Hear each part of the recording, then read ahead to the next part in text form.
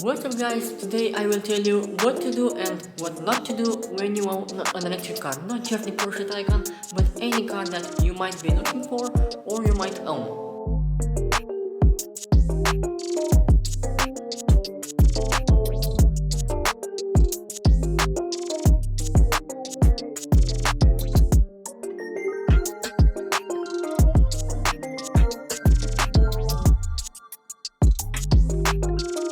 So first up is about the 12 volt comfort battery.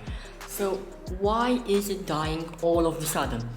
The main reason I found is that when you arrive with the car at home, you tend to leave the key in the car, and the key wants to communicate with the car as much as possible. When the car is locked, the module that talks with the key is consuming the battery. Now, it might not happen first time or second time, but if you do this on a regular basis, the comfort battery will drain and you will encounter so many problems. When you arrive at home, please lock the car every time you get out, because in this way the communication will be stopped.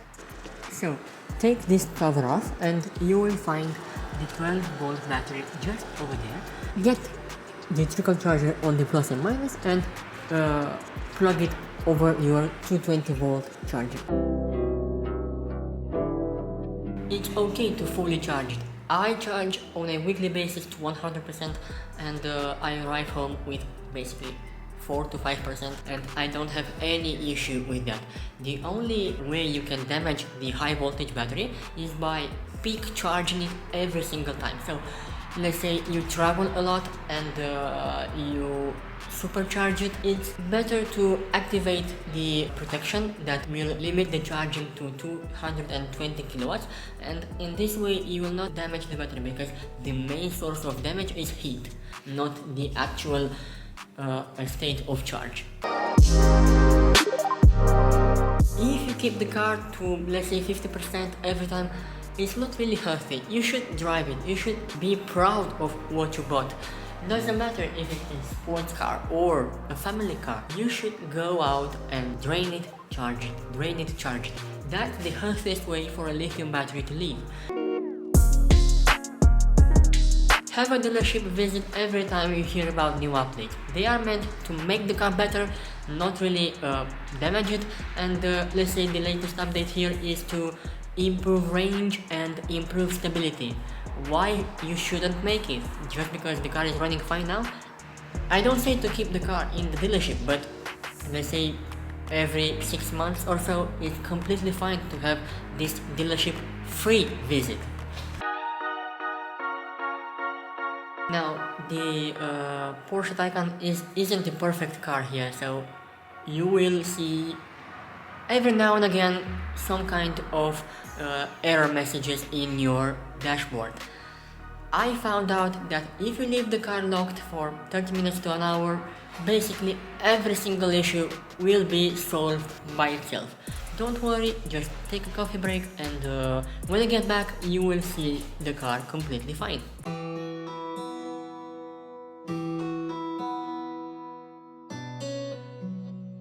Telling your friends that the electric car is so cheap to run or even free is the biggest lie of mankind. The cheapness is made just for awareness, not to make your life better. Everything in life has a price, and the biggest mistake of mankind is to offer someone something either very cheap or free. Now with the increase in price and the energy consumption, of course the energy prices will go up, and I will make a special video on that if you want to, just based on charging rates and charging prices. You don't buy an electric car just because it's cheap to run. You buy an electric car because you want something else. You want something new. Don't believe that you save the planet. You will not save any planet. The planet is already in very much danger because of us. I didn't bought an electric car. I bought a Porsche that happened to be electric, and this mentality might be very much available for any car that is on the market. Don't buy it because it's cheap to run. It is a mistake, and is a lie. When the energy prices will go up, everyone will either sell their electric car or run it as little as possible. So what you have done, you just made yourself a competition. Honestly, when someone asks me about my electric car, I say that it's trash. I know that it's perfect, but I say to everyone that it's trash, so don't buy them. That's the only way that you will survive. Yes, I also calculate my trips, but this is because I take advantage of the opportunity, not because I care. I don't care about how much I pay, and I don't care how much I will pay in the future, because I want to experience the car, not really to save me 50 euros at a trip. Of course, I could get the 911, but I wanted the Taycan because it has 4 seats. I love how it drives, I love how it looks. It's very much different, and you see 5 911s and very much no Taycans on the streets.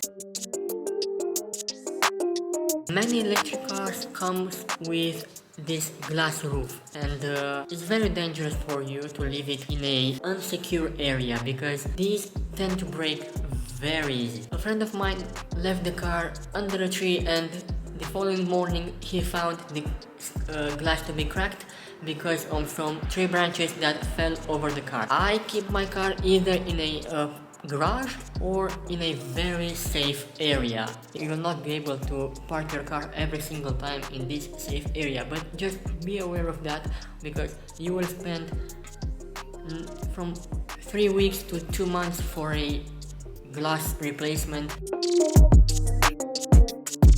Want your new ride to feel good as new?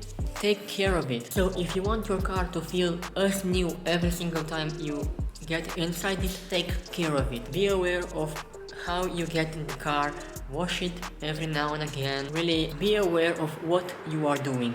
Clean the steering wheel, because if you clean it often, you will be seeing this matte effect of the leather, and the pleasure is much higher when you drive a new car every time rather than seeing it getting used. I hate used cars, and I want to keep my car as new as much as I can.